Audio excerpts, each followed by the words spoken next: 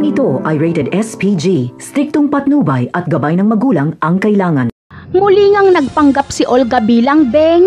Pumunta siya sa pwesto ni Marites para makipagkamustahan. At dahil wala doon si Tinding ay madali na namang mauuto ni Olga si Marites. Masaya pa si Marites noong makita niya si Olga at nagkamustahan sila. At ang layunin ni Olga ay hindi mawala ang koneksyon niya kay Marites para hindi lang siya nakaasa kay David sa mga impormasyon. Samantala, tatawagan naman si Olga ni Congressman Fernandez para ipaalam na naipasa na daw umano niya ang pangalan ni Samantha sa President para sa presidential pardon.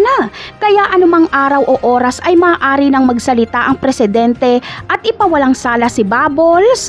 Excited na si Olga sa paglabas ni Bubbles, ngunit nangangamba siya sa kaligtasan ni Bubbles kapag nasa labas na ito, lalo pat nasa kulungan pa rin si Celso.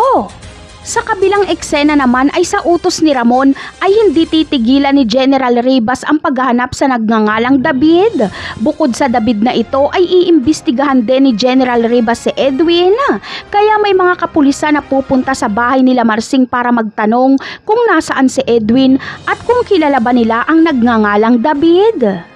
At dito ay sasabihin nila Marsing na nag-iisa lang ang David na kilala nila at ito ay ang anak ng pulis na si Rigor Dimagi ba?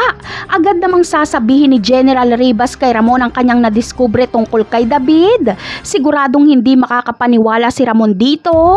Ganun pa man ay iisipin lang ni Ramon na baka bunsong kapatid ni Tanggol ang David na ito. Napakarami pa nating dapat abangan sa mga susunod na episode. Paalam!